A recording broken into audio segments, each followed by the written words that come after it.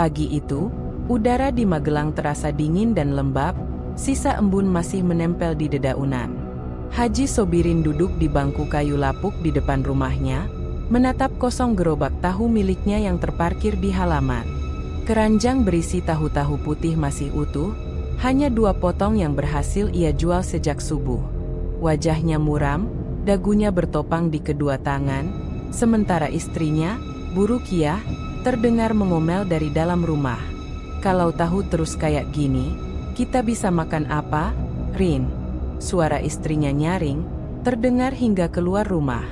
Sobirin tidak menjawab. Ia tahu istrinya benar. Sudah hampir sebulan dagangan tahunya sepi. Bukan karena kualitas tahu buatannya jelek, ia memakai kedelai terbaik yang ia bisa beli, tapi karena semakin banyak pesaing baru yang menjual tahu dengan harga lebih murah dan kuantitas lebih banyak. Utang di warung Bu Tumini juga belum dibayar. Gas habis. Beras tinggal 1/4 kilogram. Anak-anak sekolah juga belum dibayar SPP-nya. Lanjut sang istri dengan nada yang semakin tinggi. Sobirin berdiri perlahan, menarik napas panjang, lalu berjalan masuk ke dalam rumah.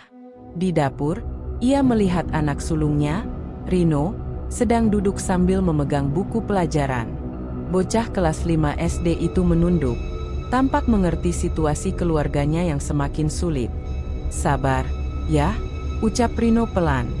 "Kalau nanti dagangannya laku, aku juga bisa bantu jualan." Ucapan sederhana itu membuat dada Sobirin sesak. Seorang anak kecil tak seharusnya terbebani oleh ekonomi rumah tangga. Tapi kenyataan membuat siapapun harus cepat dewasa. Hari itu, seperti hari-hari sebelumnya, Sobirin tetap mendorong gerobak tahunya keliling kampung. Ia berjalan pelan menyusuri ganggang sempit, memanggil dengan suara pelan, "Tahu, tahu hangat, tahu putih." Namun panggilannya hanya disambut sunyi. Warga kampung lebih memilih membeli dari penjual tahu motor yang datang setiap pagi dengan harga miring. Ketika matahari mulai naik tinggi, dan keringat membasahi baju lusuhnya, Sobirin memutuskan kembali ke rumah. Di gerobaknya, tahu-tahu itu masih tersusun rapi, tak satu pun bertambah laku. Saat malam tiba, rumah Sobirin seperti kapal karam. Hening, gelap, dan dingin. Makan malam hanya terdiri dari nasi putih dengan kecap. Anak-anak makan tanpa bicara, mata mereka lesu. Bu Rukiah hanya memandangi piring kosongnya, lalu menoleh pada suaminya. "Sampai kapan begini, Rin?" tanyanya lirih. Nada suaranya lebih lembut daripada pagi tadi. Sobirin hanya mengangguk pelan. "Aku juga bingung. Yah, usaha ini sudah jalan puluhan tahun, tapi makin kesini makin sepi. Aku mungkin harus cari jalan lain." Malam itu, Sobirin tak bisa tidur. Ia duduk di emperan rumah, menatap langit yang mendung. Hujan rintik-rintik mulai turun, membasahi ubin rumahnya yang retak. Dalam hati, ia bertanya-tanya, apakah Tuhan sedang mengujinya? Atau ini bentuk hukuman dari dosa-dosa masa lalunya? Beberapa tetangga, yang dulu sering meminjam tahu untuk dagang keliling, kini bahkan tak sudi menyapa. Mereka lebih suka berbincang dengan penjual lain yang lebih sukses.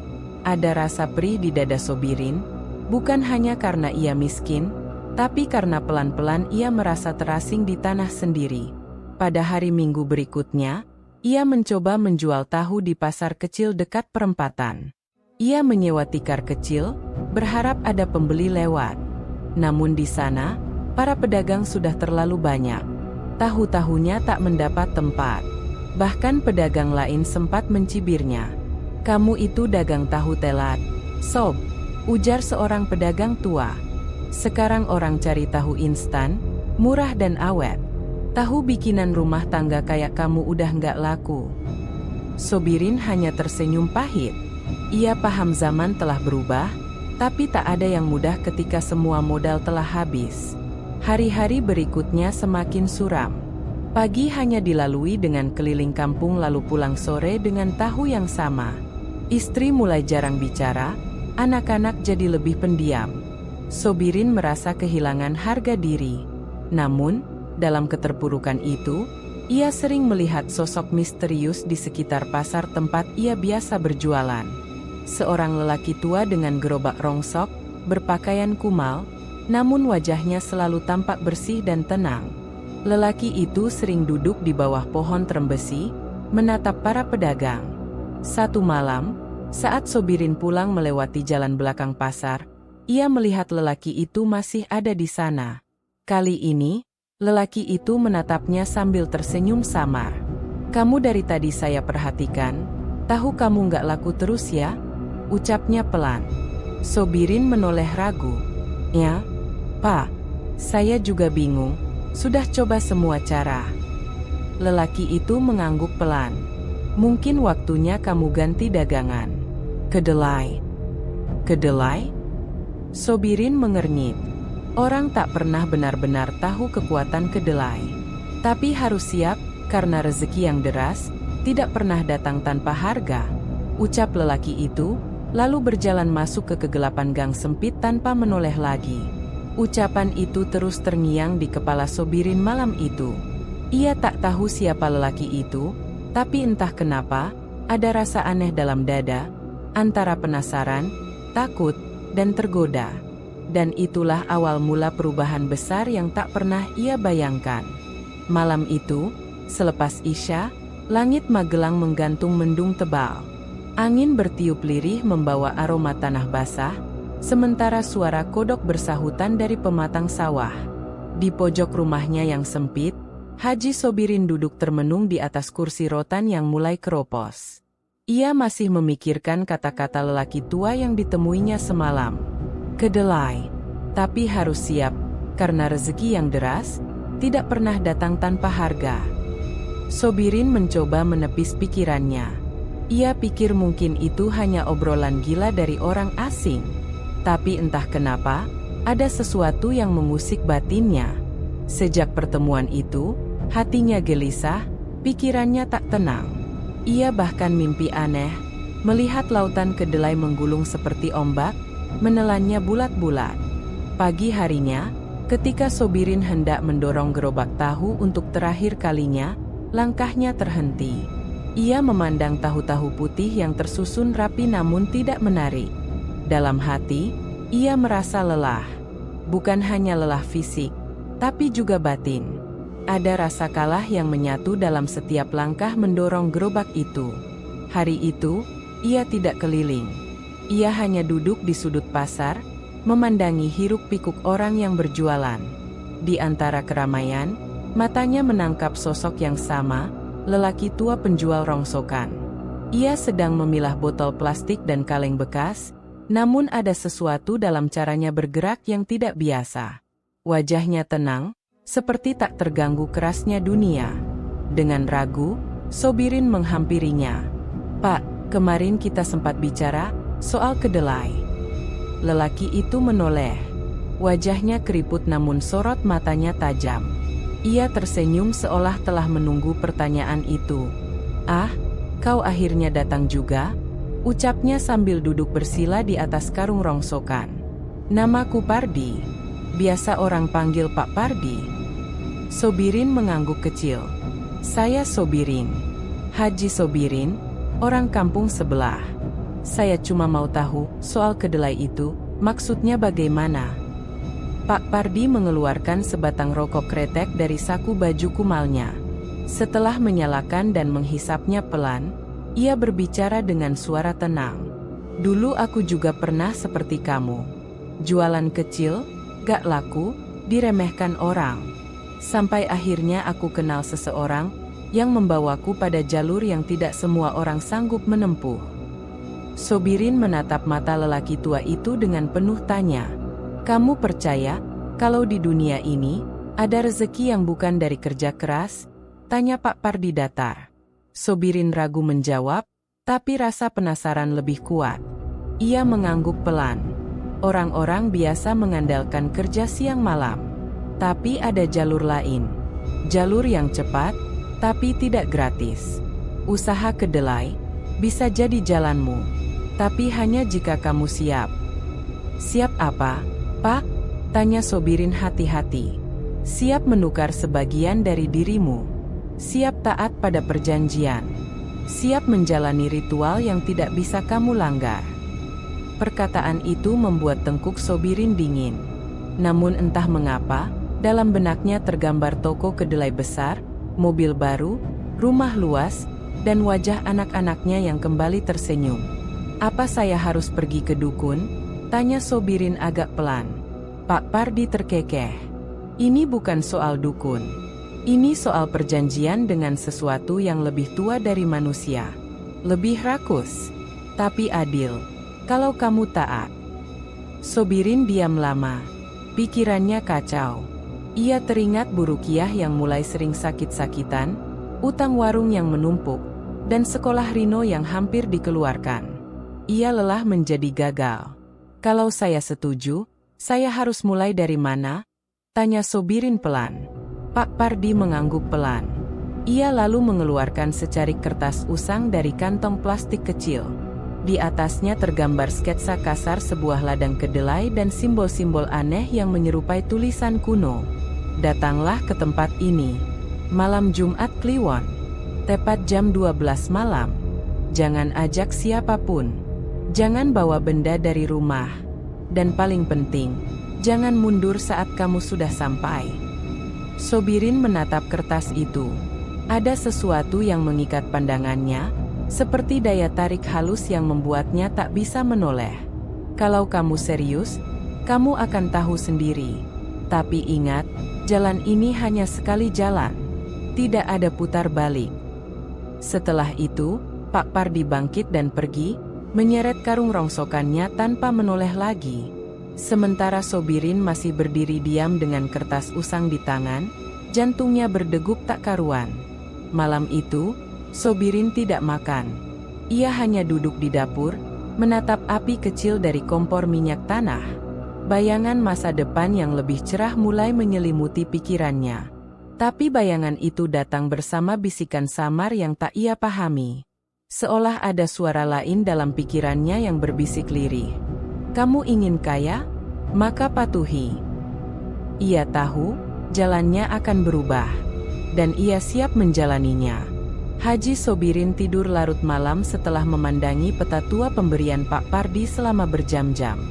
Hatinya berkecamuk, penuh keraguan sekaligus harapan. Ia belum sepenuhnya percaya, namun tak bisa memungkiri bahwa kata-kata Pak Pardi seperti membangunkan sesuatu dalam dirinya, sebuah sisi yang sudah lama diam, tapi kini ingin bergerak. Saat matanya mulai tertutup dan tubuhnya tenggelam dalam lelap, ia langsung memasuki mimpi yang tak seperti biasanya. Bukan mimpi kabur atau samar, melainkan mimpi yang begitu nyata. Dalam mimpi itu, ia berada di tengah ladang kedelai yang luas tanpa ujung. Batang-batang kedelai hijau tumbuh subur, daun-daunnya bergerak tertiup angin. Tapi angin itu dingin, menusuk, seperti embusan dari dunia lain. Langit di atasnya gelap, tanpa bintang, tanpa bulan, hanya warna kelabu yang suram. Sobirin melangkah pelan menyusuri ladang itu. Suara desiran daun terdengar seperti bisikan ribuan orang yang berbicara bersamaan, pelan tapi mendesak. Tiba-tiba, tanah di depannya retak. Dari celah itu muncul sosok tinggi besar, hitam legam, dengan mata merah menyala dan kuku panjang melengkung seperti sabit. Wujudnya tak sepenuhnya manusia, namun berdiri tegak layaknya raja. Suaranya dalam, seperti gema dari gua tua. "Sobirin." Tubuh Sobirin gemetar. Ia ingin berlari, tapi kakinya menancap di tanah. Mulutnya tak bisa bersuara. Hanya jantungnya yang berdegup kencang, seolah akan meledak. "Kau datang. Kau memanggilku.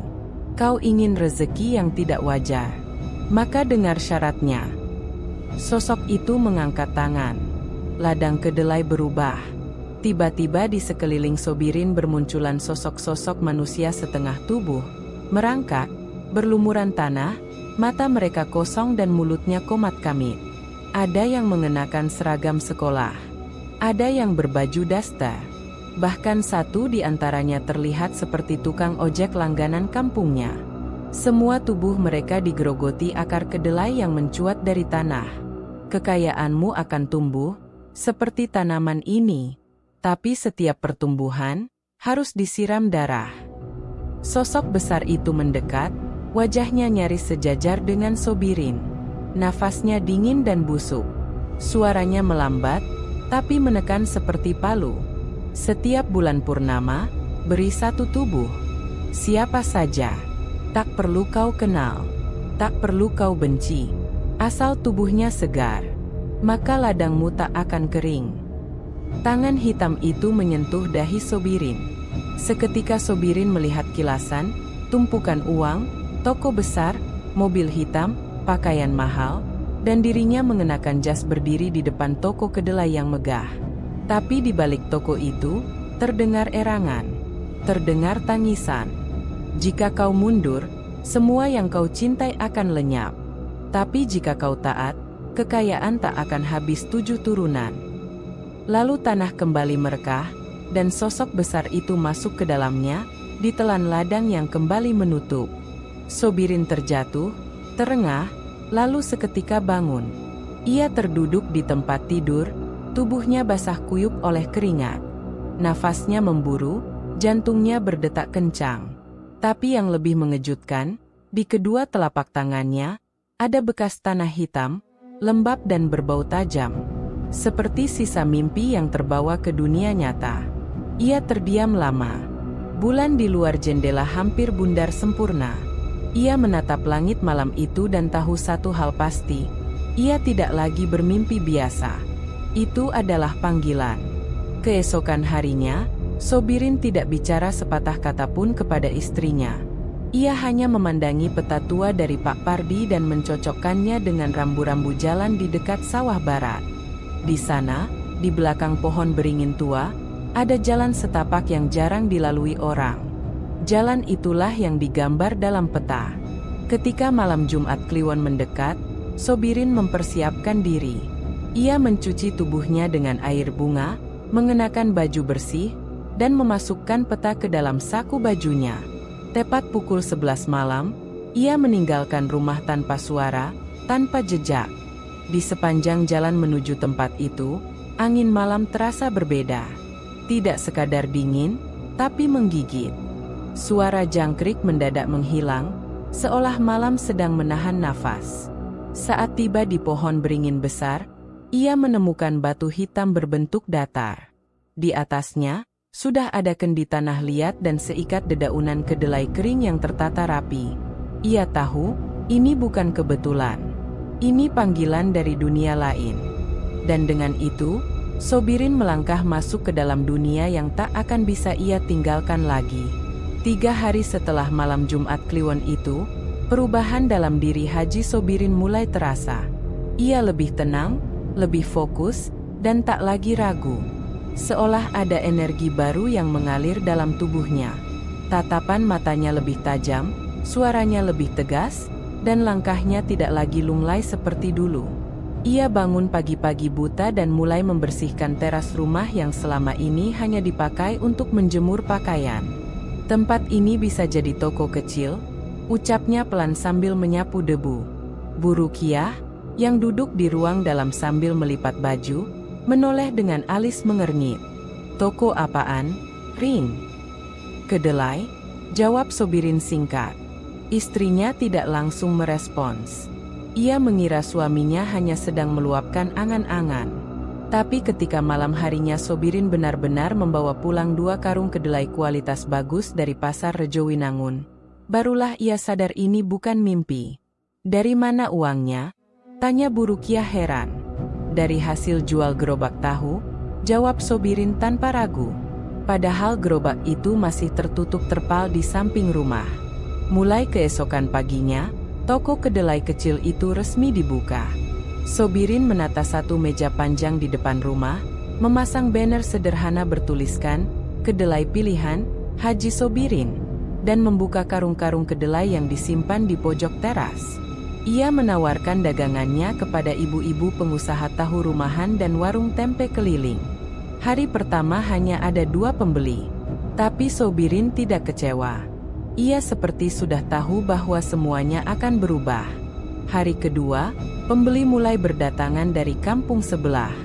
beberapa bahkan berasal dari kecamatan lain. Mereka datang dengan motor, mobil pick-up, bahkan ada yang membawa karung sendiri. Ini kedelainya bagus banget.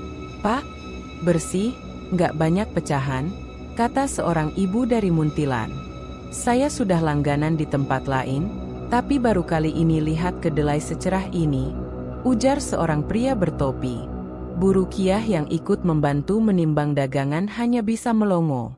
Toko yang baru 2 hari buka itu sudah ramai seperti toko grosir besar. Bahkan, dalam 3 hari, Sobirin berhasil menjual lebih banyak kedelai daripada tahu yang ia jual selama 3 bulan terakhir. Namun, yang paling mencolok bukan cuma ramainya pembeli, melainkan perubahan aura rumah itu sendiri.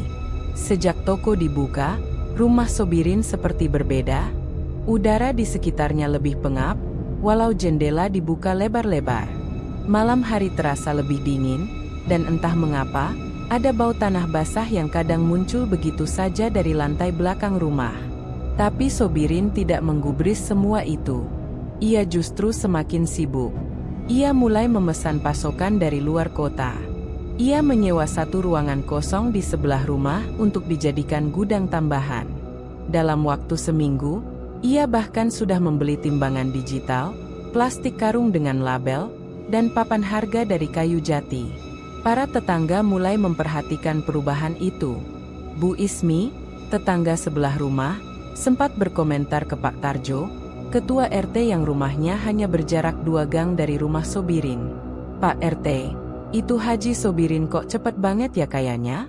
Baru buka toko, pembelinya kayak air bah. Pak Tarjo mengangguk pelan. Saya juga heran. Kemarin masih jualan tahu keliling, sekarang udah punya toko kedelai dan pembeli luar kota. Mungkin dia menang arisan kali, ujar Bu Ismi mencoba menertawakan keresahan hatinya sendiri. Namun diam-diam, kecurigaan mulai tumbuh di antara warga. Di tengah kesibukan barunya, Sobirin tidak banyak bicara. Ia hanya bekerja dari pagi hingga malam. Kadang duduk sendirian di teras saat toko sudah tutup. Matanya menerawang ke langit, mulutnya komat-kamit seperti orang berdoa. Tapi tidak terdengar seperti doa biasa. Kata-katanya tidak dikenal. Irama suaranya seperti mantra. Reza, seorang anak muda tetangga yang sering membantu mengangkat karung kedelai, memperhatikan perubahan itu. Pak Haji sekarang beda, Pak, katanya pada ayahnya. Dulu sering ngobrol, sekarang lebih banyak diam. Kalau malam suka duduk lama di teras, matanya merah. Sang ayah hanya mengangguk. Mungkin capek. Kerjaannya lagi rame. Tapi Reza tahu ada yang lebih dari sekadar lelah. Suatu malam, ketika hendak mengambil plastik dari gudang belakang, Reza tidak sengaja melihat Sobirin berdiri di tengah ruangan, mengelilingi sebuah kendi tua dengan simbol aneh yang tergambar di lantainya. Di sekeliling kendi itu, terdapat seikat kedelai yang tampak basah, seolah baru dicelupkan ke sesuatu. Reza segera memundurkan langkah dan pura-pura tidak melihat apa-apa. Tapi sejak malam itu, ia merasa setiap kali ia lewat di depan rumah Sobirin, ada sesuatu yang mengawasinya. Bukan dari jendela, tapi dari dalam gudang itu sendiri. Sementara itu, Sobirin tidak pernah tampak khawatir. Ia terus bekerja. Setiap malam Jumat, ia menghilang beberapa jam tanpa pamit. Pagi harinya, toko semakin ramai, pembeli semakin banyak, dan uang semakin menumpuk. Ia tahu, jalannya sudah dimulai, dan belum ada alasan untuk berhenti. Sebulan sejak toko kedelai Haji Sobirin dibuka, perubahan demi perubahan mulai tampak secara mencolok. Tak hanya dari jumlah pembeli yang semakin banyak, tetapi juga dari gaya hidup keluarga Sobirin yang berubah drastis. Rumah yang dulunya kusam kini telah dicat ulang dengan warna krem mengilap. Jendela-jendela baru dipasang. Teralis besi bergaya modern menghiasi seluruh sisi depan rumah. Bahkan pagar kayu lapuk diganti pagar besi setinggi pinggang, dicat hitam mengkilap. Di garasi rumah yang dulunya hanya untuk menyimpan gerobak tahu, kini terparkir mobil Avanza hitam keluaran terbaru.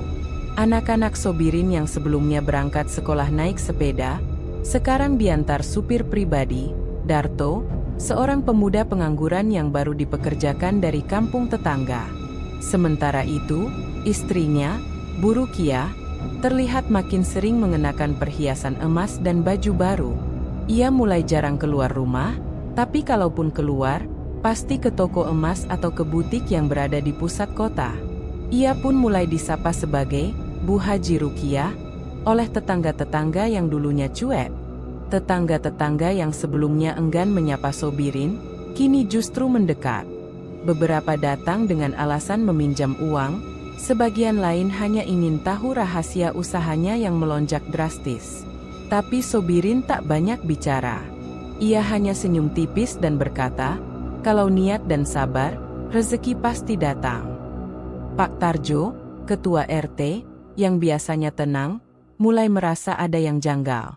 "Rin, kamu jualan kedelai sampai bisa beli mobil dalam sebulan itu luar biasa, loh," katanya saat berkunjung ke rumah Sobirin. Sobirin hanya tertawa ringan. "Ya mungkin saya kebagian hoki, Pak RT. Allah buka pintu rezeki lebih lebar sekarang." Namun, dalam hatinya, ia tahu itu bukan sekadar hoki. Tiap malam Jumat, ia tetap pergi ke tempat perjanjian itu. Di sana, ia membawa sesajen, daun kedelai kering, segelas darah ayam hitam, dan kepulan asap dari kemenyan tua yang diberikan oleh Pak Pardi. Di tengah ladang kosong itu, ia menunduk, berdoa, dan menyerahkan diri pada sosok yang hanya ia sebut dalam hati sebagai penghuni tanah kedelai. Sebagai gantinya, karung demi karung kedelai yang ia jual selalu tampak lebih bersih, lebih berat, dan lebih harum dibanding kedelai biasa. Bahkan, para pelanggan mulai meninggalkan distributor langganan mereka demi beralih ke toko Sobirin. Beberapa di antara mereka bahkan mengantre sejak subuh. Darto, si sopir pribadi yang juga sesekali membantu bongkar muat kedelai di gudang, mulai menyadari kejanggalan. Ia pernah melihat karung-karung kedelai datang dari luar kota, tapi yang sampai di toko justru tampak lebih bagus daripada sebelumnya. Ia sempat berkata pada Reza, si anak magang, "Kayaknya ada yang diganti di tengah malam deh. Soalnya waktu aku cek pas sore, karungnya biasa aja. Tapi pas pagi udah berubah." Reza hanya mengangguk, matanya menyipit. Ia juga pernah melihat Sobirin tengah berbicara sendiri di belakang gudang sambil menaburkan abu ke atas tumpukan karung. Yang semakin mencolok adalah uang. Di dalam rumah, ada satu lemari khusus di ruang belakang yang dijaga ketat. Tak sembarang orang bisa masuk ke ruangan itu. Bahkan Bu Rukiah pun jarang diberi akses. Reza pernah mengintip dari celah pintu, dan melihat puluhan ikat uang 100 ribuan disusun rapi di dalam boks plastik besar. Jumlahnya tidak masuk akal. Beberapa tetangga yang mulai iri pun mulai bersuara. "Dagang kedelai doang, duitnya bisa buat bangun rumah baru," celetuk Bu Ismi saat arisan di rumah Bu RT. "Ada yang aneh sih. Masak tiap hari ada pembeli dari luar kota? Itu bukan pelanggan, itu kayak keroyokan," ujar Pak Warto, tukang servis kulkas. Tapi tak ada yang berani bicara langsung. Nama Sobirin mulai dianggap berat. Setiap ada yang menyebut soal kekayaan anehnya, percakapan selalu berakhir dengan bisikan, bukan diskusi terbuka. Sementara itu, Sobirin tetap tenang. Ia mempekerjakan 2 karyawan baru untuk bagian pengepakan dan pembukuan. Ia juga mulai membangun toko satelit di ujung kampung, menyewa kios yang selama ini kosong. Ia bilang pada Pak RT bahwa ia ingin membuka cabang. Tapi satu hal yang paling mengejutkan datang dari seorang pelanggan baru bernama Pak Triono, pengusaha tempe dari Semarang. Ia datang ke toko Sobirin bersama sopirnya, membeli 500 kg kedelai sekaligus. Setelah transaksi, ia sempat bicara empat mata dengan Sobirin. "Pak Haji, saya pernah kerja sama dengan distributor kedelai besar di Ungaran. Tapi kedelai Bapak ini lain. Ada aroma yang aneh, tapi menenangkan. Seperti ada jiwanya." Sobirin hanya tertawa pelan. "Saya rawat kedelai saya dengan cara yang tidak biasa, Pak Triono, itu saja bedanya. Pak Triono tersenyum, tapi mata mereka bertemu dalam keheningan yang ganjil. Keduanya tahu ada sesuatu yang tidak diucapkan. Malam harinya, ketika rumah sudah sepi, Sobirin masuk ke gudang. Ia membuka boks plastik besar, mengambil seikat kedelai, lalu menaruhnya di atas altar kecil yang terbuat dari batu hitam di sudut ruangan. Di atasnya, ada kendi tanah liat, lilin menyala, dan setangkai bunga kenanga. Ia komat kamit, mengucap mantra seperti malam-malam sebelumnya. Tapi malam itu, suara dari dalam kendi membalas. Waktumu akan datang. Siapkan ruang. Siapkan tumbal. Sobirin terdiam. Napasnya berat. Ia menunduk dalam, lalu mengangguk kecil. Uang memang mengalir deras. Tapi dalam dirinya, ia tahu, air itu bukan dari sungai biasa. Gudang belakang toko kedelai Haji Sobirin awalnya tampak seperti ruang penyimpanan biasa. Di sana tersusun rapi karung-karung kedelai, timbangan digital, alat pres plastik, dan rak kayu tempat menyimpan nota serta alat tulis. Ventilasinya kecil, cahaya lampu neon 15 watt menggantung dari plafon kayu yang mulai mengelupas. Bagi Darto dan Sinta, dua karyawan yang ditugasi setiap pagi untuk menata ulang stok kedelai, gudang itu awalnya tak terlalu mengganggu. Namun sejak 2 minggu terakhir, suasana di gudang mulai berubah. Udara di dalamnya terasa lebih berat, pengap, dan kadang berbau tajam seperti daging busuk yang tertutup plastik. Darto sempat mengira ada tikus mati terjepit di sela karung, tapi setelah diperiksa, tak ada apapun. "Kamu nyium bau itu enggak?" tanya Darto pada Sinta saat mereka mengangkat karung kedelai kerak. Sinta mengangguk, wajahnya agak pucat. "Ya, baunya kayak bangkai ayam. Tapi dari mana ya?" "Entah. Tapi baunya cuma muncul pagi, pas kita baru buka." Awalnya mereka mencoba tidak terlalu ambil pusing. Mereka pikir mungkin sirkulasi udara buruk. Tapi lalu, suara-suara mulai terdengar. Pada suatu pagi, saat Sinta masuk lebih awal untuk mengambil nota, ia mendengar suara bisikan dari pojok ruangan. Suara itu sangat lirih, seperti dua orang yang berbicara cepat dalam bahasa yang tidak ia mengerti. Padahal saat itu toko belum dibuka, dan Darto belum datang. Sinta berdiri mematung di tengah gudang. Kedua matanya menatap ke arah rak kedelai yang gelap.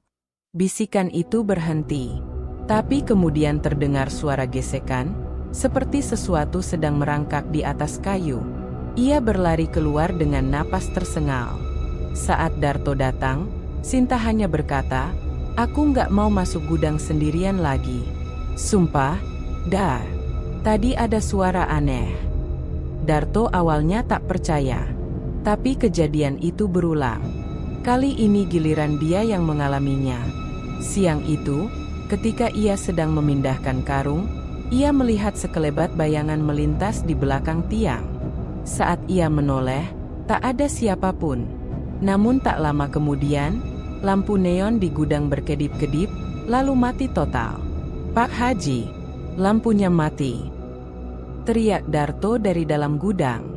Sobirin yang saat itu sedang berbincang dengan pelanggan hanya menjawab dari luar, "Nanti saya ganti."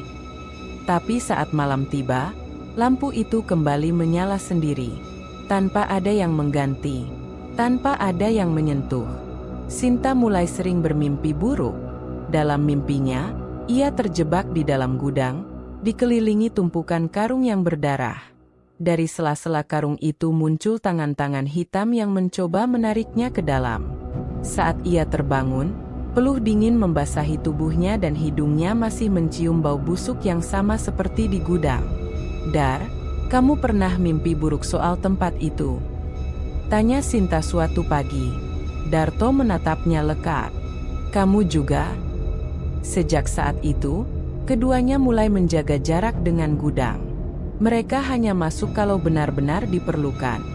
Bahkan mereka lebih memilih menyimpan sebagian stok di ruang depan, walau sempit. Namun rasa penasaran mereka tak sepenuhnya hilang.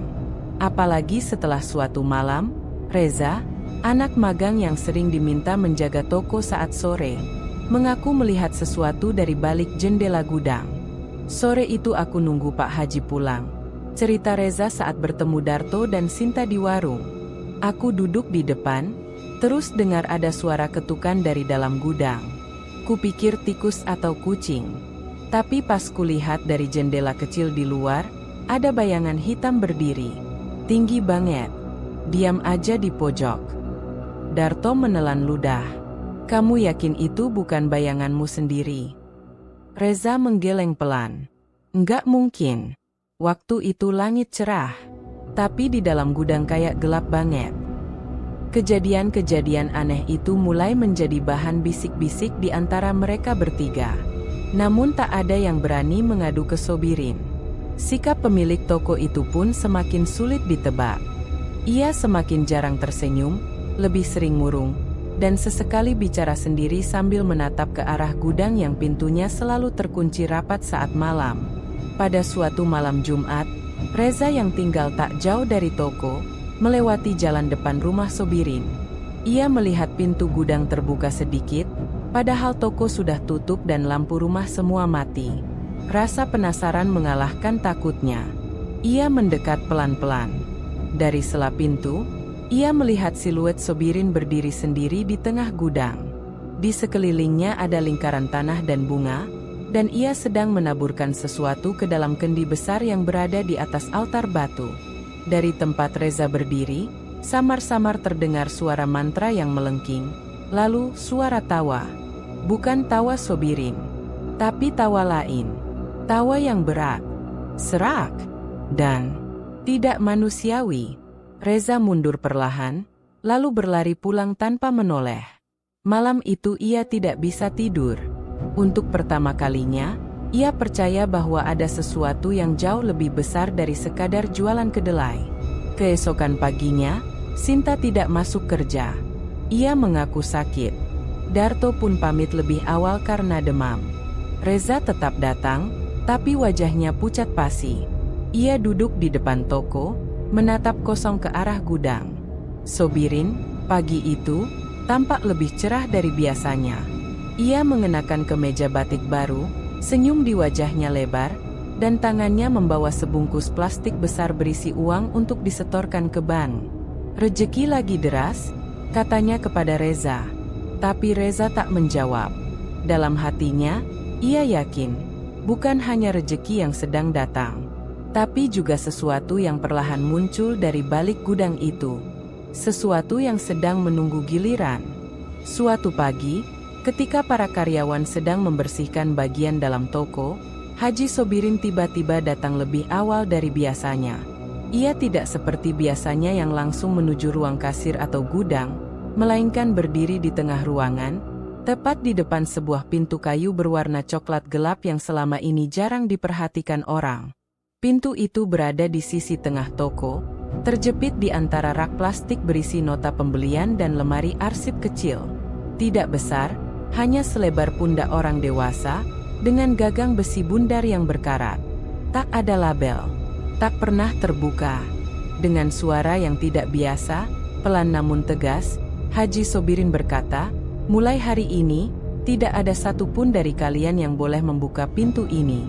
Kunci akan selalu saya pegang sendiri. Siapapun yang nekat, saya anggap sudah berhenti kerja di sini." Semua langsung terdiam. Sinta yang sedang menyapu, menunduk. Darto yang baru saja masuk membawa air galon, menghentikan langkahnya. Reza yang berdiri di balik meja kasir menatap pintu itu tanpa berkedip. "Pintu itu, penyimpanan pribadi," lanjut Sobirin. "Bukan untuk kalian. Dan bukan untuk siapa-siapa." Tak ada yang menjawab. Tapi jelas dari raut wajah mereka, perintah itu menimbulkan rasa was-was. Apalagi sejak kejadian-kejadian aneh di gudang mulai sering terdengar, pintu ini seolah menjadi simbol dari sesuatu yang lebih dalam, lebih gelap, yang sengaja disembunyikan. Hari-hari setelahnya, semua berjalan seperti biasa di toko. Pembeli masih ramai. Truk kedelai dari luar kota masih datang tepat waktu.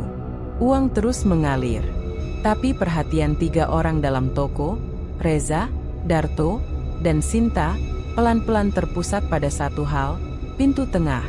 Reza, yang paling muda dan paling sering ditinggal sendirian di toko saat sore menjelang, mulai memperhatikan kebiasaan aneh dari sang pemilik. Setiap malam Jumat, sekitar pukul 8, Sobirin akan datang ke toko, masuk dari pintu depan, lalu diam-diam membuka pintu tengah itu. Ia akan menghilang di dalam selama hampir 1 jam. Saat keluar, wajahnya tampak pucat, bajunya sedikit lembab, dan matanya merah seperti habis menangis.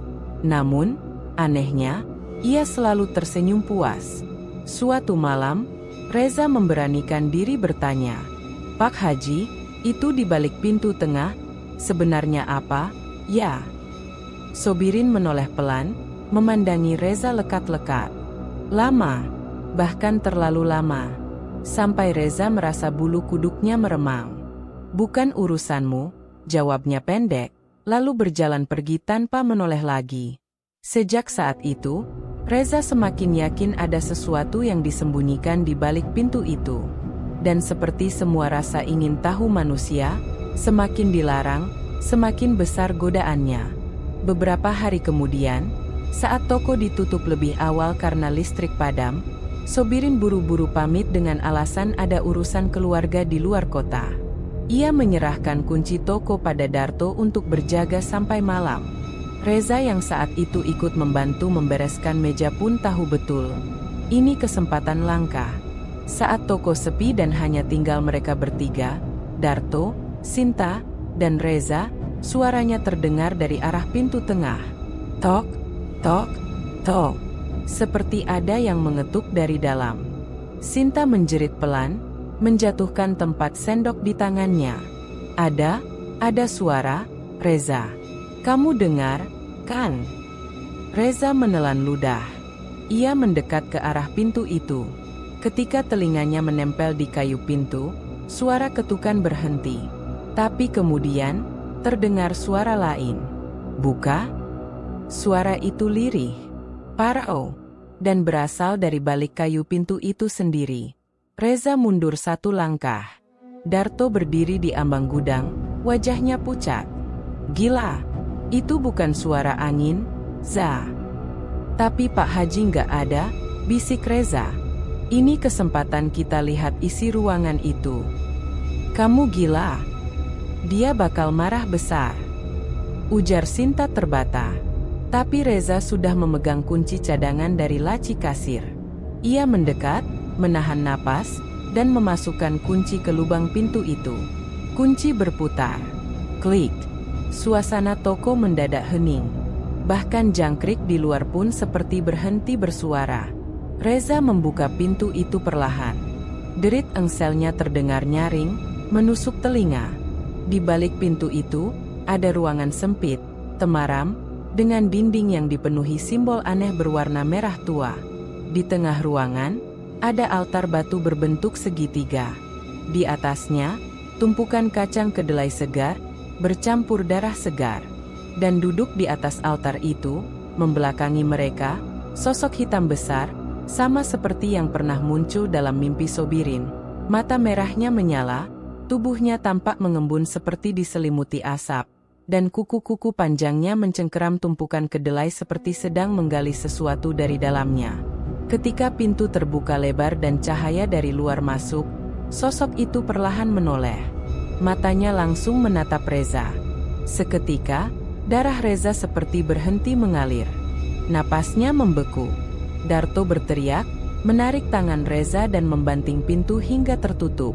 Ketiganya terdiam, saling menatap dengan wajah ketakutan luar biasa. "Za, apa tadi itu?" Sinta hampir menangis. Aku gak tahu," ujar Reza, suara bergetar. Namun satu hal pasti, pintu itu bukan sekadar ruang penyimpanan. Itu adalah jantung dari pesugihan yang dijalani Sobirin. Dan mereka bertiga baru saja mengetuk gerbang dari sesuatu yang tidak boleh diganggu. Malam itu, langit Magelang gelap pekat. Tak ada bintang. Bulan tertutup awan tebal seperti tirai abu-abu yang menggantung berat. Angin bertiup pelan tapi dingin. menusuk kulit dan membuat dedaunan saling bersentuhan menciptakan suara berdesis seperti bisikan panjang. Warga kampung kerajaan mulai menutup pintu dan jendela lebih awal. Malam Jumat Kliwon memang selalu membawa hawa yang tak biasa. Orang-orang tua mengatakan, malam itu adalah saat di mana dunia manusia dan dunia gaib paling dekat jaraknya.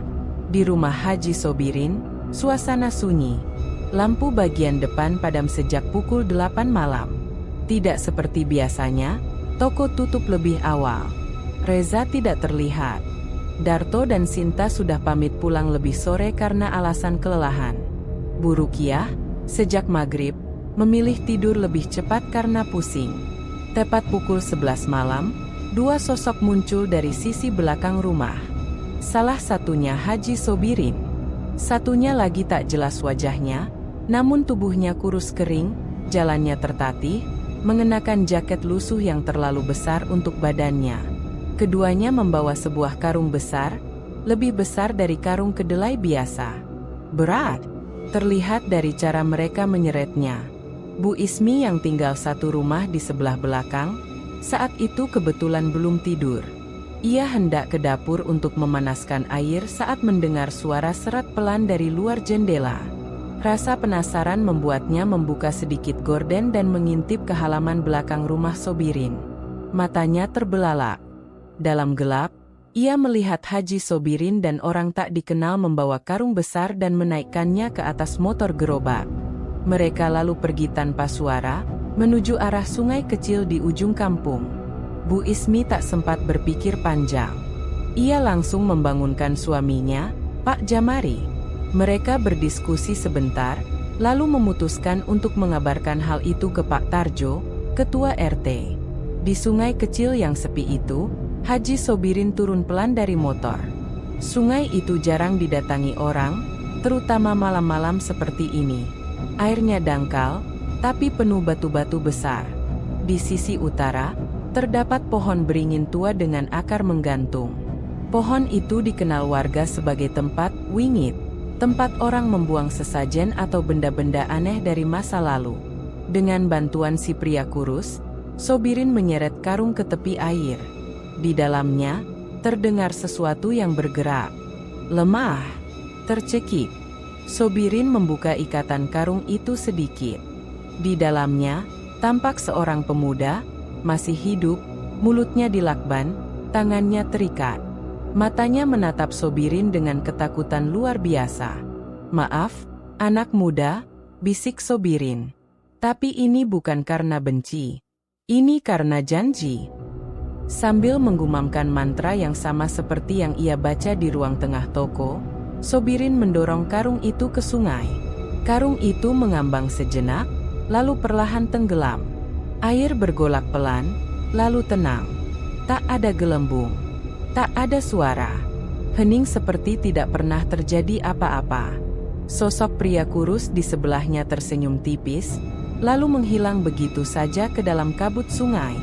Seolah tak pernah ada. Sobirin diam sejenak, menunduk dalam, lalu mencelupkan tangannya ke air. Ketika ia mengangkatnya kembali, di telapak tangannya sudah ada segenggam kacang kedelai basah, berbau anyir.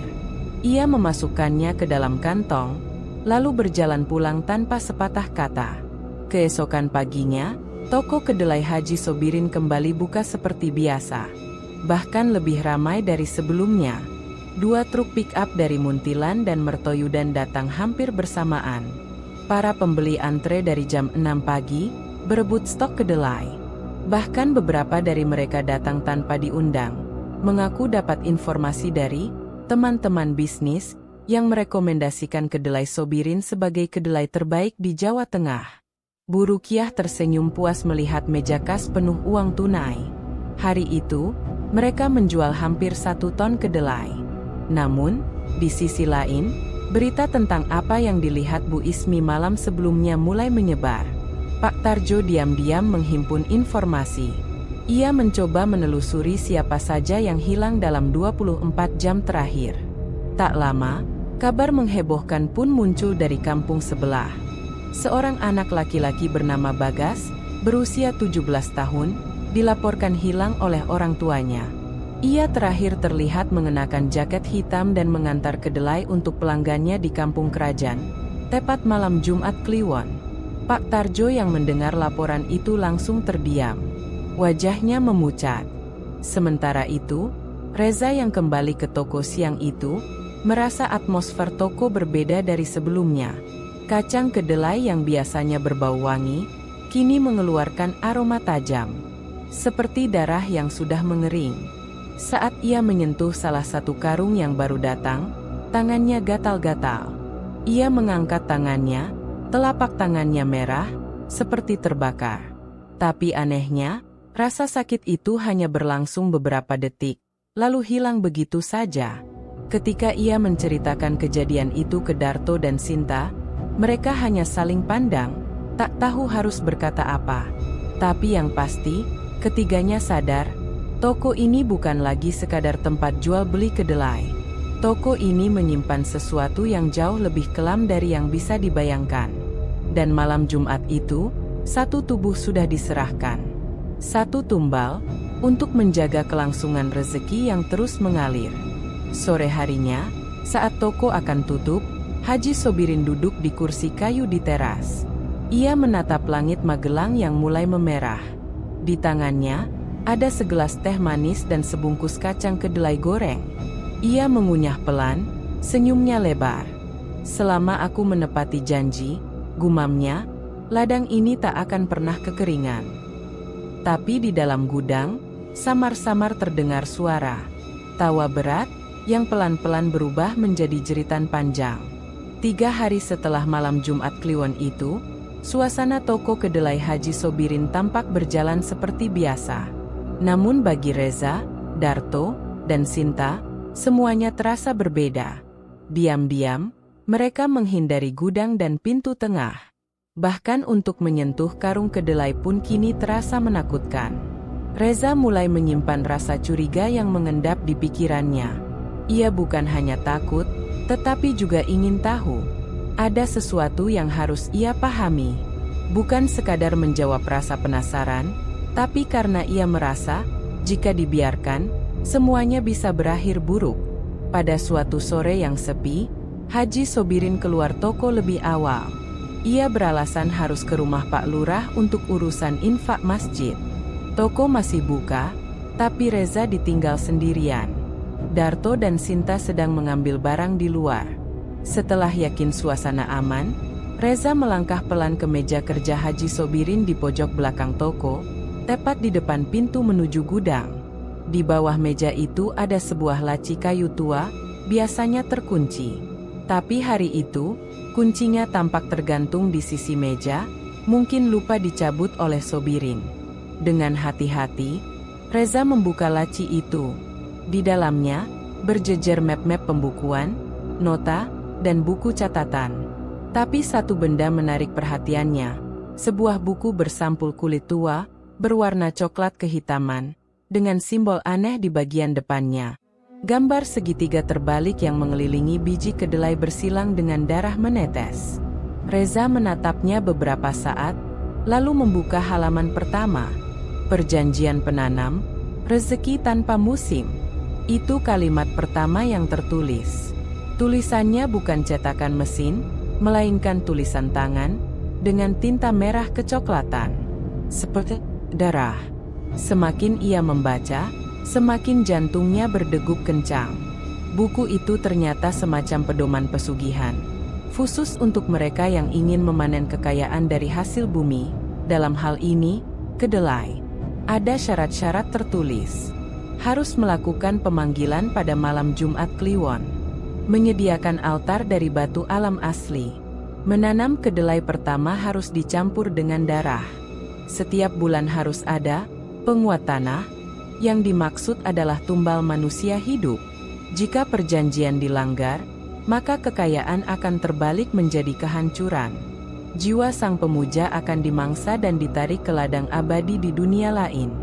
Di halaman pertengahan buku, ada catatan tulisan tangan berbeda.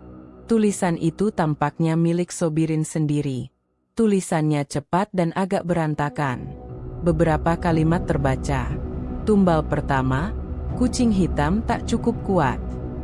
Tumbal kedua, ayam cemani, hasil mulai datang. Tumbal ketiga, Bagas efek luar biasa, pembeli membludak. Jika gagal bulan depan, diminta ganti dengan darah keluarga sendiri. Astagfirullah. Reza menutup buku itu dengan tangan gemetar. Nama Bagas. Itu pemuda yang dilaporkan hilang minggu lalu. Ia yakin sekarang, anak itu bukan sekadar korban penculikan, tapi tumbal pesugihan Haji Sobirin. Ia tak tahu harus merasa apa, takut, muak, atau marah. Tapi satu hal yang jelas, ini tidak bisa dibiarkan. Sore itu, Reza menyimpan buku itu ke dalam tas ransel kecilnya diam-diam. Ia tahu, jika buku ini ditemukan Sobirin hilang, maka ia akan dalam bahaya.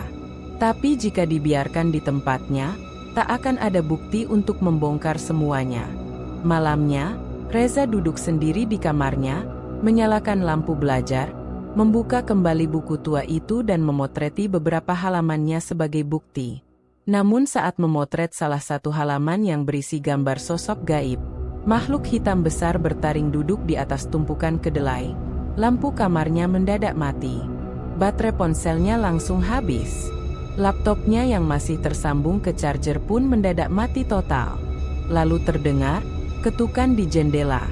3 kali. Pelan. Tok, tok, tok. Padahal kamarnya berada di lantai 2. Reza tidak berani membuka tirai. Ia mematikan semua alat elektronik, lalu bersembunyi di balik selimut. Tapi sebelum matanya terpejam, ia mendengar suara berat berbisik. Itu bukan milikmu. Keesokan paginya, Reza menceritakan semua temuannya kepada Darto dan Sinta. Mereka kaget bukan main. Awalnya tak percaya, tapi setelah melihat potongan foto dari buku itu, mereka pun tak bisa menyangkal kenyataan. Aku yakin, Sobirin sedang menyiapkan tumbal berikutnya, ujar Reza. Tumbal? Dari keluarga sendiri? Istrinya? Anaknya? Sinta memegangi mulutnya, wajahnya pucat. Bisa jadi. Tapi bisa juga salah satu dari kita, timpal Darto serius. Ketiganya tahu, mereka tidak bisa hanya diam. Tapi mereka juga sadar, melapor ke polisi tanpa bukti nyata akan membuat mereka dianggap gila. Jalan satu-satunya adalah membongkar isi ruangan di balik pintu tengah secara terbuka, di hadapan warga. Dan itu berarti, mereka harus melawan pemilik toko itu sendiri. Seseorang yang sudah menyerahkan hidupnya kepada sesuatu yang bukan manusia. Hari Senin pagi, toko kedelai Haji Sobirin buka seperti biasa. Matahari baru saja naik ketika Reza datang lebih awal. Tapi pagi itu, suasana toko sepi. Tak seperti biasanya. Tak ada Darto. Tak ada Sinta. Reza duduk di meja kasir menunggu. 15 menit. Lalu setengah jam. Hingga akhirnya pukul 8 lewat, ia mencoba menghubungi ponsel keduanya. Nomor yang Anda tuju sedang tidak aktif. Suara itu muncul berulang, baik ketika ia menelepon Darto maupun Sinta. Reza mulai resah. Ia mencoba mengirim pesan, tapi hanya centang 1. Ia lalu memutuskan untuk menyusul ke rumah Darto yang berada di gang belakang pasar. Tapi saat sampai di sana, rumah itu terkunci. Tak ada suara dari dalam. Jendela tertutup rapat. Tetangga kanan kiri mengaku tak melihat Darto sejak Sabtu malam. Terakhir saya lihat dia pulang bawa kresek belanjaan. Tapi besoknya rumah sepi, kata Bu Murtin, tetangga depan rumah Darto. Reza kemudian menuju rumah Sinta, yang tak terlalu jauh dari toko. Keadaannya sama. Sepi. Gembok masih terpasang. Ia memanggil-manggil di depan pagar, namun tak ada jawaban. Beberapa warga mulai berdatangan melihat kegaduhan kecil itu. Aneh. Ya, Mas Reza, padahal kemarin sore Sinta masih nyapu halaman. Malamnya udah nggak kelihatan, ucap Pak Sarwan, tukang ojek langganan di ujung gang. Reza mulai merasakan kecemasan berubah menjadi ketakutan. Ini bukan sekadar kebetulan. Terlalu bersamaan. Terlalu senyap. Dan terlalu mirip dengan pola sebelumnya. Siangnya, Reza memberanikan diri menemui Pak Tarjo, ketua RT. Ia membawa foto-foto salinan dari buku tua yang sebelumnya ia temukan. Tak banyak bicara basa-basi. Ia ceritakan langsung apa yang terjadi, keanehan gudang, suara misterius di balik pintu tengah, hingga hilangnya 2 karyawan dalam satu malam. Pak Tarjo semula ragu. Wajahnya cenderung datar.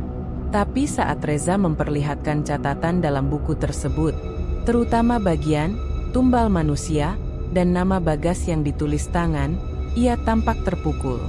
"Kamu yakin ini tulisan Pak Sobirin sendiri?" tanya Pak Tarjo pelan.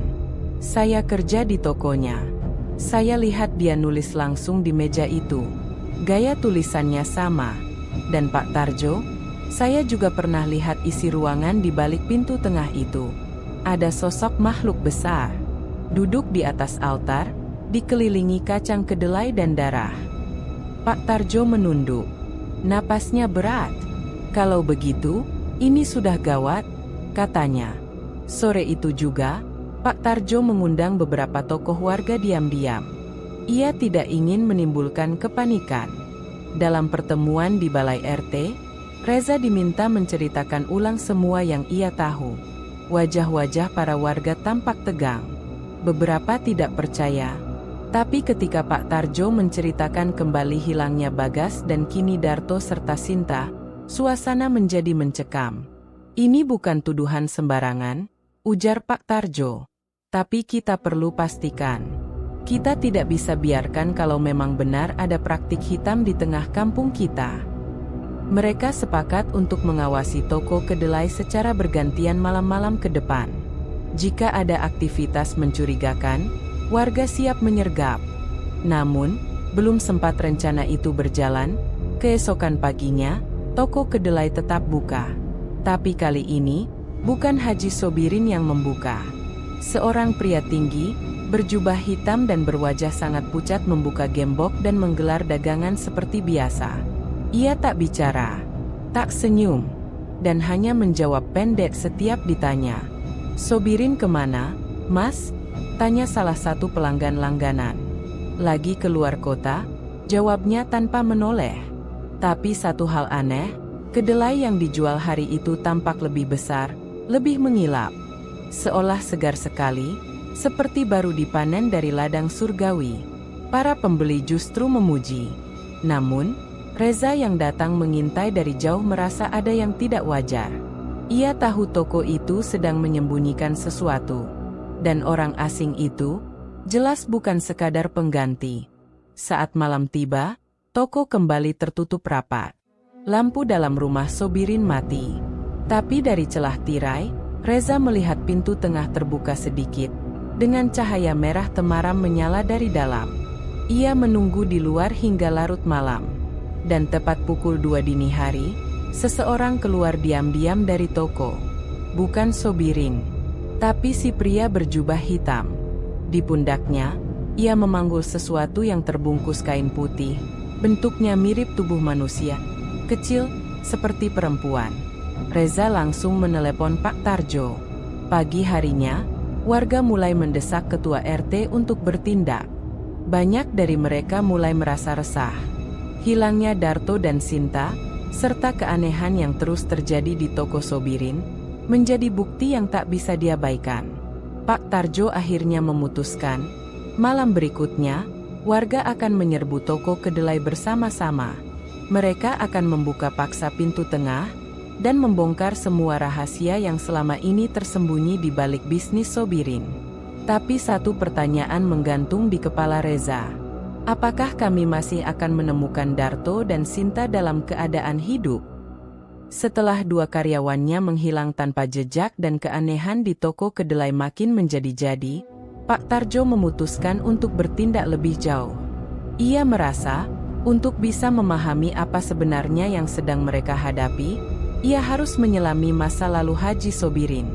Siang itu, ia berangkat sendiri menuju kampung asal Sobirin yang disebut-sebut berada di kaki Gunung Sumbing, sebuah dusun kecil bernama Karangpule. Ia membawa sedikit bekal dan nama lengkap Sobirin yang tertera di data RT, Sobirin bin Suparman. Hanya itu petunjuknya. Perjalanan memakan waktu sekitar 2 jam dari Magelang. Jalan menanjak dan sempit, melewati sawah-sawah dan ladang tembakau. Kampung Karangpule sepi. Rumah-rumah berjajar rapi namun terkesan tua. Banyak yang sudah ditinggalkan. Pak Tarjo menyapa seorang lelaki tua yang sedang duduk di pos ronda. "Permisi, Pak. Maaf mengganggu. Saya mencari seseorang. Namanya Sobirin bin Suparman. Katanya dulu tinggal di sini." Orang tua itu menoleh cepat. Matanya menyipit. "Sobirin?" Suaranya parau. "Yang dulu jual sapi, terus pindah ke Magelang." Pak Tarjo mengangguk cepat. "Ya, itu. Sekarang dia punya toko kedelai. Tapi saya butuh tahu tentang masa lalunya. Ada sesuatu yang ganjil." Orang tua itu terdiam lama. Lalu ia melirik ke arah bukit kecil di ujung kampung. "Saya bukan orang yang tepat bicara soal dia. Tapi ada satu orang yang mungkin masih ingat. Namanya Mbah Suro. Tinggal di pondok kecil dekat kebun kopi. Tapi, jangan datang sendirian kalau malam." Pak Tarjo menemukan pondok itu setelah berjalan kaki sekitar 30 menit menembus kebun kopi yang lebat. Pondok itu reyot, berdinding bambu dan berlantai tanah. Tapi dari dalam tercium bau dupa menyengat. Seorang kakek renta duduk bersila di tengah ruangan, matanya tertutup. Tubuhnya kurus, kulitnya gelap dan keriput seperti kayu tua. Ia mengenakan sarung dan kain lusuh menutupi bahu. "Aku tahu kamu akan datang," ujarnya tanpa membuka mata. Pak Tarjo tercekat. "Mbah saya cari tahu soal Sobirin," potong Mbah Suro. "Kau datang terlambat. Tapi biar aku ceritakan sebelum semuanya ditelan gelap." Menurut penuturan Mbah Suro, 20 tahun lalu, Sobirin pernah datang padanya dalam keadaan putus asa. Saat itu, Sobirin berprofesi sebagai penjagal sapi. Hidupnya sulit. Anaknya sakit, istrinya hampir meninggal saat melahirkan, dan utang menumpuk. Ia minta petunjuk agar bisa kaya mendadak. Mbah Suro menolak membantunya. Tapi pemuda itu nekat mencari jalannya sendiri. Ia naik ke lereng Gunung Sumbing dan bertemu seseorang yang dikenal sebagai Ki Buyut Tunggul.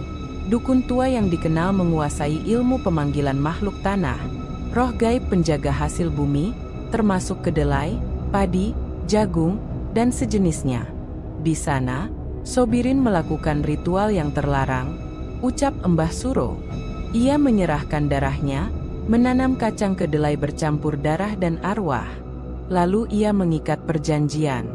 Dalam 7 tahun, rezekinya akan terbuka.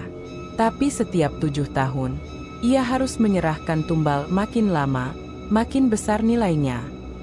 "Jadi dia sudah melakukannya sejak lama?" tanya Pak Tarjo tercengang. Mbah Suro mengangguk pelan. Ia pernah gagal menepati tumbal ketiga, dan saat itu anaknya sakit parah. Hampir mati. Ia panik, lalu mulai mengorbankan apapun. Binatang, benda pusaka, bahkan orang. Dan sejak ia pindah ke Magelang, ia mulai dari awal lagi.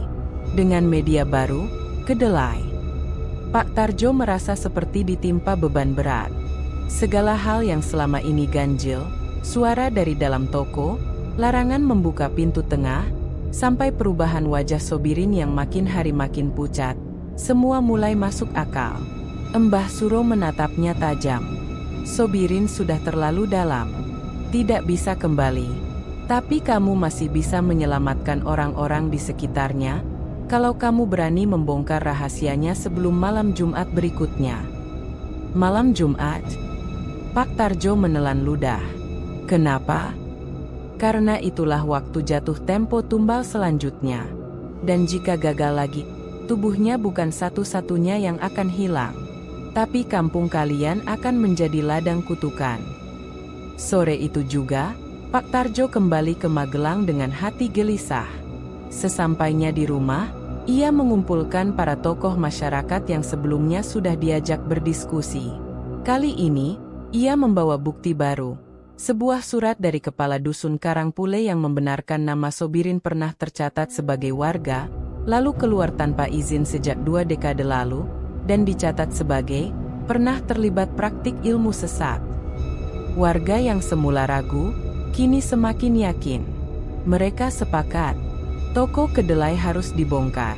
Tapi sebelum itu, mereka ingin memastikan satu hal terlebih dahulu, bahwa Reza masih aman, dan bahwa 2 orang yang hilang, Darto dan Sinta, masih bisa diselamatkan jika mereka bertindak sebelum malam Jumat.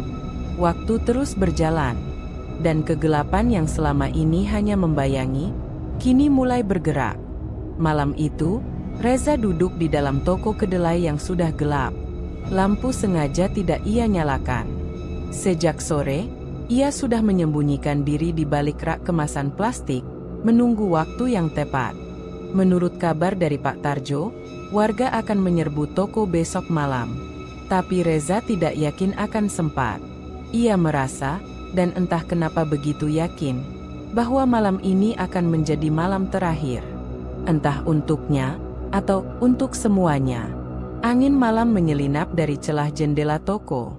Suara gemerisik dari luar terdengar seperti langkah kaki yang berjalan pelan di atas kerikil. Tapi Reza tahu, malam itu hanya ada dirinya di dalam bangunan tua yang sudah lama tak direnovasi itu. Tiba-tiba, pintu tengah itu bergerak sendiri. Crack! Tak terbuka sepenuhnya. Hanya sedikit. Tapi cukup untuk membuat udara dingin keluar dari celahnya. Reza menatap kunci yang selama ini ia simpan. Kunci yang pernah digunakan sebelumnya, tapi tak pernah berani dipakai lagi.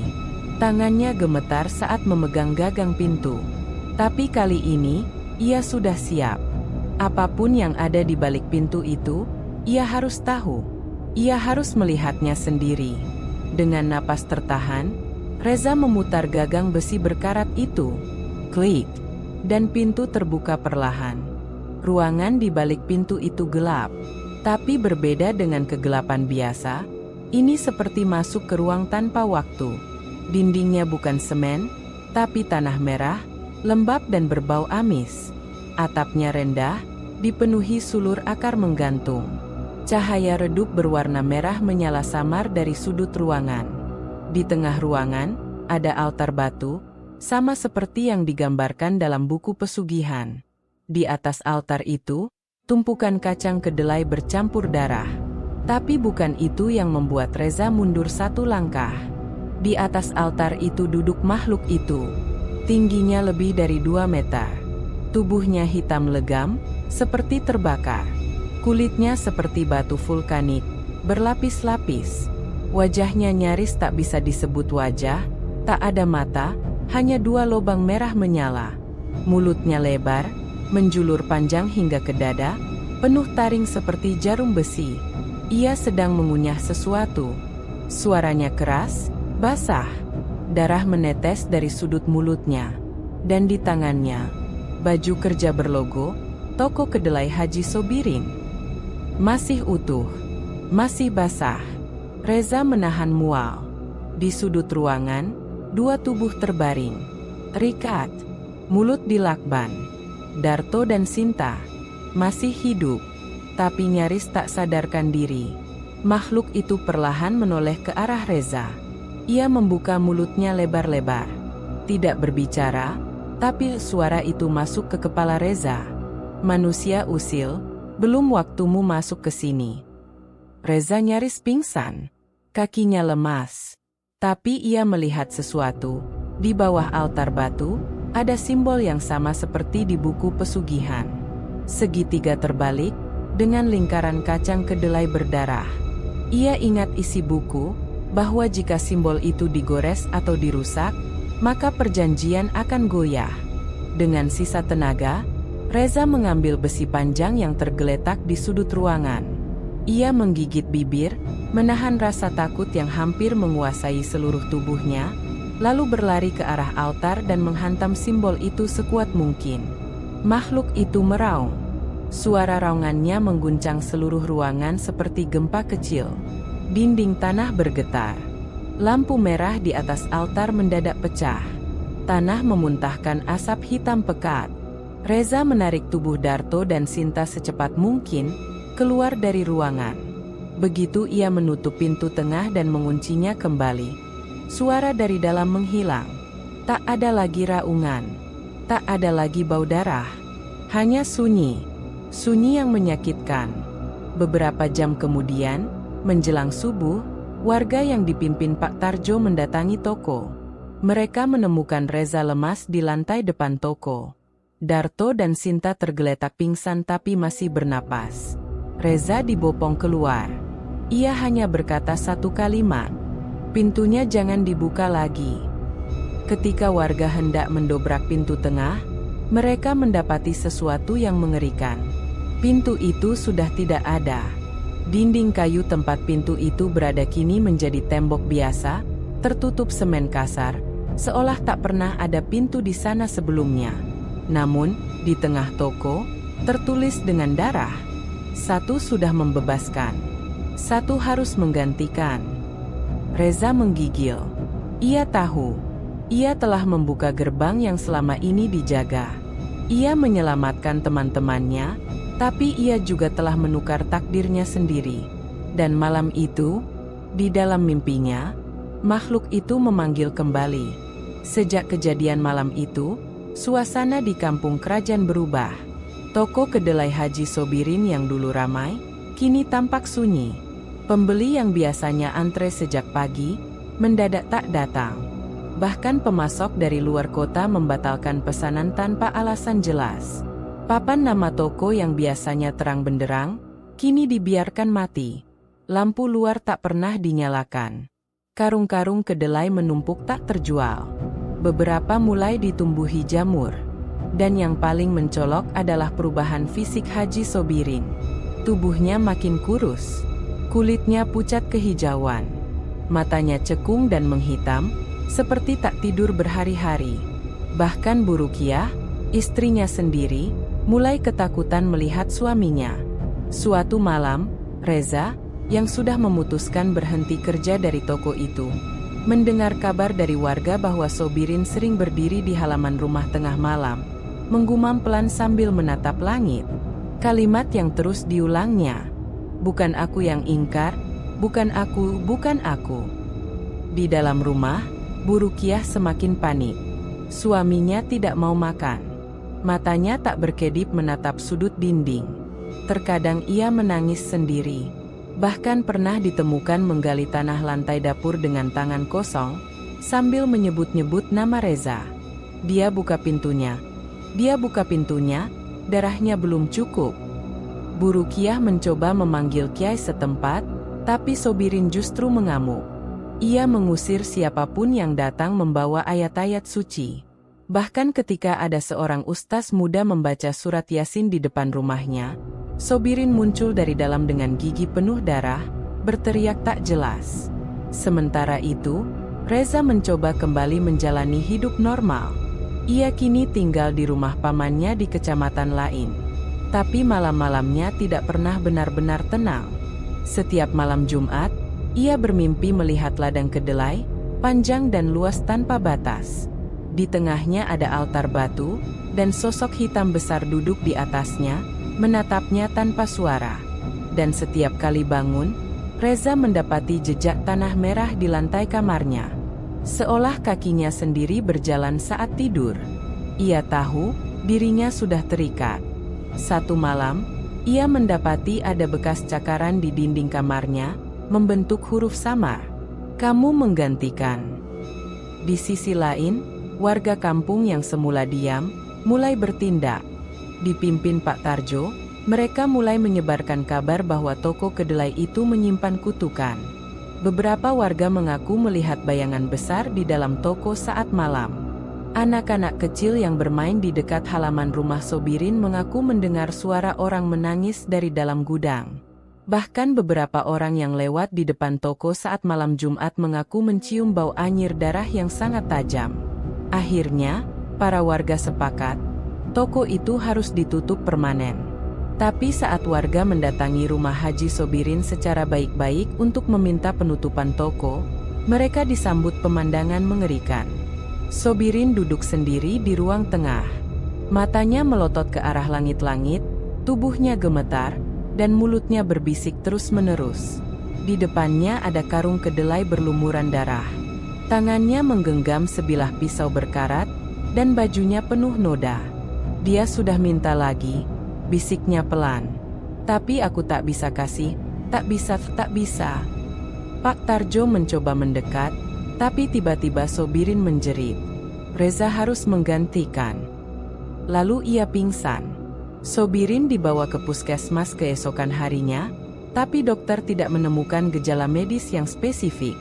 Tidak demam, tidak infeksi, tapi tubuhnya terus melemah. Ia menolak makan. Matanya terus menatap kosong ke arah pintu. Beberapa kali ia mencoba kabur, berusaha pulang ke toko. Anehnya, semua peralatan medis di ruangan itu rusak satu persatu. Lampu berkedip. Infus berhenti mengalir. Alat monitor jantung mati total. Dan satu malam, perawat jaga menemukan gambar segitiga berdarah di balik bantal Sobirin, padahal tidak ada luka di tubuhnya. Pihak puskesmas pun akhirnya menyerah. Sobirin dipulangkan dengan status pasien dalam pengawasan psikologis. Tapi semua orang tahu, ini bukan gangguan jiwa. Ini adalah kutukan yang mulai memakan tuannya. Reza, yang mendengar semua kabar itu dari Pak Tarjo, hanya bisa menunduk. Pak, kalau saya yang jadi tumbalnya, apakah semua ini akan berakhir? Pak Tarjo terdiam. Wajahnya muram. Kutukan itu seperti tali. Sekali terikat, hanya kematian atau penebusan yang bisa memutusnya. Reza menatap tanah. Ia tahu, ini belum selesai. Karena setiap malam, dalam mimpinya, suara itu kini datang lebih dekat. Bawa dirimu, atau aku ambil mereka. Hari Kamis sore, awan menggantung tebal di atas kampung kerajaan. Suasana desa terasa berat, seolah langit enggan mengizinkan matahari bersinar. Warga berkumpul diam-diam di rumah Pak Tarjo, membawa senter, linggis, dan keberanian yang dipaksakan. Pak Tarjo berdiri di depan warga, menggenggam daftar nama yang ikut dalam aksi malam itu. Sebanyak 18 orang, termasuk ketua RT, 2 pemuda masjid, dan 3 relawan yang pernah ikut ronda malam. Kita tidak sedang menyerang orang, tapi menyelamatkan kampung ini, ucap Pak Tarjo pelan. Kalau apa yang dikatakan Reza benar, maka kita tak punya banyak waktu. Sebelum malam Jumat berlalu, kita harus bongkar semua isi toko Haji Sobirin.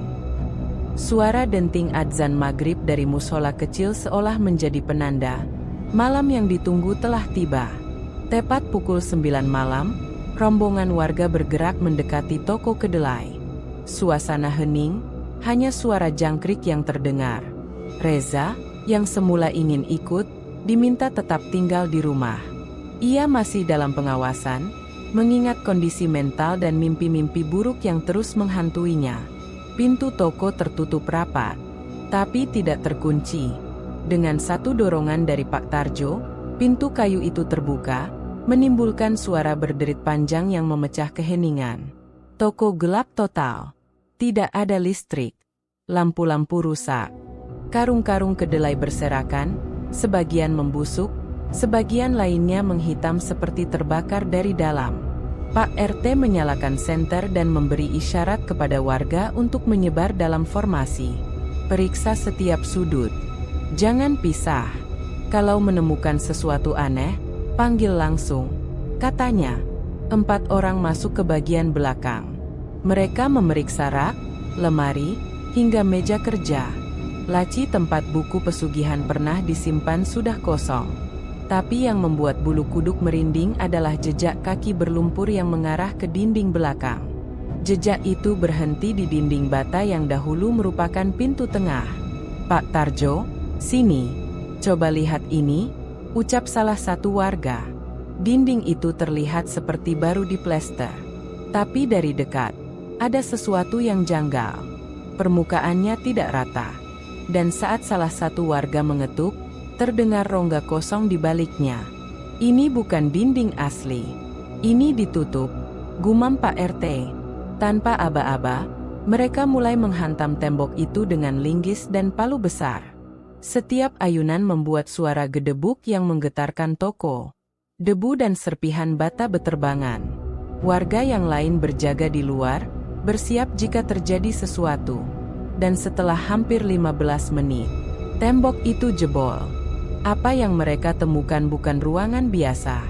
Di balik dinding, tersembunyi ruang bawah tanah sempit yang menurun seperti lorong goa. Aroma busuk langsung menyergap, campuran bau bangkai, tanah basah, dan besi berkarat. Dengan langkah hati-hati, beberapa warga menyusuri tangga menurun itu. Lampu senter mereka menyorot dinding yang dipenuhi simbol aneh dan tulisan kuno. Di ujung lorong, terbuka sebuah ruangan kecil yang menjadi pusat dari semua misteri ini. Di tengah ruangan, berdiri altar batu yang berlumuran darah kering. Di sekelilingnya, berserakan tulang belulang manusia kecil, kain-kain robek, dan benda-benda aneh. Botol darah ayam, rambut manusia terikat benang merah, dan foto-foto lusuh, termasuk foto Darto, Sinta, dan Bagas. Di dinding batu, tertulis besar-besar, kacang tumbuh dari darah, kekayaan tumbuh dari tumbal. Jangan putus, atau semua berbalik. Suara senter warga bergetar. Beberapa dari mereka muntah. Ada yang menangis. Pak RT terdiam lama, lalu menyuruh semua orang keluar dan memanggil polisi. Tapi tepat saat mereka akan naik tangga, angin dingin menerpa dari bawah. Semua lampu senter mati serentak. Dari balik altar, terdengar suara berat, bukan suara manusia, bukan juga hewan. Tidak satu pun dari kalian akan keluar membawa rahasia ini. Ruangan bergetar. Tanah retak. Beberapa warga terguling. Tapi dengan sisa tenaga, Pak Tarjo berteriak, "Allahu Akbar! Jangan panik! Keluar sekarang!" Warga berlari naik tangga satu persatu. Beberapa terbentur. Beberapa sempat jatuh. Tapi semua berhasil keluar. Saat mereka mencapai toko, suara raungan dari bawah semakin keras, seolah makhluk itu marah karena tempatnya dibongkar. Dan ketika mereka menoleh ke belakang, toko kedelai itu terbakar sendiri. Api menyala dari dalam, meski tak ada bahan bakar. Merambat cepat. Karung-karung kedelai terbakar, meledak kecil seperti disiram bensin. Warga panik berteriak, tapi tak ada yang berani mendekat lagi. Dalam kekacauan itu, satu hal yang membuat semua terdiam. Haji Sobirin tidak ditemukan. Ia tidak ada di rumah, tidak di dalam toko, tidak di ruang altar. Ia menghilang begitu saja, seperti ditelan oleh makhluk yang selama ini ia beri makan. Api berhasil dipadamkan dini hari. Polisi datang pagi harinya, tapi mereka hanya menemukan puing-puing hangus. Ruang bawah tanah lenyap, seolah tak pernah ada. Tidak ada jejak tulang, tidak ada altar. Hanya tanah basah yang menghitam. Dan yang tersisa hanyalah ketakutan. Ketakutan bahwa sesuatu masih tertinggal. Sudah 2 bulan berlalu sejak malam warga menyerbu toko kedelai Haji Sobirin dan menemukan ruangan pesugihan yang membekas di benak mereka hingga hari ini. Tapi bagi sebagian orang, waktu tidak benar-benar memadamkan ketakutan. Ia hanya menguburnya dalam-dalam, menunggu saat tepat untuk bangkit kembali. Toko itu kini berdiri dalam kondisi rusak dan terbengkalai. Atapnya bolong, dinding hitam oleh bekas api, dan papan nama, toko kedelai Haji Sobirin, dibiarkan tergantung miring. Separuh hurufnya lepas tertiup angin. Tak ada yang berani menyentuh bangunan itu. Bahkan anak-anak yang biasanya bermain di sekitar gang, kini memilih jalan memutar saat melintas di dekatnya. Reza sudah tidak tinggal di Magelang. Sejak kejadian itu, ia memutuskan kembali ke kampung ibunya di Kendal. Meski fisiknya sehat, jiwanya tidak benar-benar pulih. Setiap malam Jumat, ia terbangun dengan keringat dingin, mendengar suara-suara yang hanya dia sendiri yang paham artinya. Dalam mimpinya, ia masih sering melihat ladang kedelai luas yang kini menghitam, hangus seperti bekas terbakar. Di tengah ladang, sosok hitam besar berdiri membelakanginya, memanggil pelan, tapi tegas. Bukan akhir. Belum, masih ada yang harus dibayar. Reza mulai jarang bicara. Ia menutup semua media sosial. Tak lagi bersosialisasi. Bahkan orang terdekatnya pun tidak tahu bahwa setiap malam Jumat, Reza menuliskan satu nama secara acak di buku kecil, lalu membakarnya di halaman belakang. Entah sebagai penangkal, atau bentuk keputusasaan. Kembali di kampung Krajan, warga kini hidup dalam bayang-bayang trauma. Sejak malam toko itu terbakar, suara-suara aneh sering terdengar. Setiap malam Jumat, warga yang rumahnya paling dekat dengan bangunan itu mengaku mendengar suara karung diseret di dalam toko. Padahal, tak ada siapa-siapa. Lampu toko yang sudah putus kadang menyala sendiri. Kadang terdengar suara orang tertawa pelan, lalu tangis. Bu Ismi, tetangga depan, pernah melihat bayangan seseorang duduk di depan toko menjelang subuh. Saat ia coba mendekat, bayangan itu hilang. Tapi di tempat bayangan itu duduk, selalu ada kacang kedelai mentah berceceran. Pak RT yang ikut dalam penggerebekan malam itu, kini mengalami gangguan tidur. Ia bermimpi Haji Sobirin datang ke rumahnya dengan tubuh gosong, duduk di ruang tamu, dan berbisik. Ini belum selesai. Kau rusak tempatku. Kau ambil tumbalku. Sekarang gantian. Beberapa kali, Pak RT terbangun dengan bekas telapak tangan berdarah di pintu rumahnya. Tapi begitu diperiksa, tidak ada siapapun. Kamera CCTV yang dipasang juga hanya merekam gangguan sinyal dan layar bergaris, seperti ada medan energi asing yang tak bisa dijelaskan. Polisi tidak pernah benar-benar menyelesaikan penyelidikan. Ruang bawah tanah tak lagi ditemukan. Barang bukti lenyap. Toko dinyatakan kosong, tanpa pemilik. Haji Sobirin hilang tanpa jejak. Tak ada laporan kehilangan. Tak ada mayat ditemukan. Surat resmi dari kepolisian menyebutnya sebagai kasus, tidak cukup bukti untuk dilanjutkan. Tapi warga tahu. Mereka semua tahu. Tempat itu sudah dikutuk. 3 minggu setelah kejadian, ada seorang lelaki asing dari luar kota yang datang ke kampung. Ia mengaku tertarik membeli lahan bekas toko kedelai untuk dijadikan rumah makan. Ia sempat menanyakan prosedur pembelian ke Pak RT.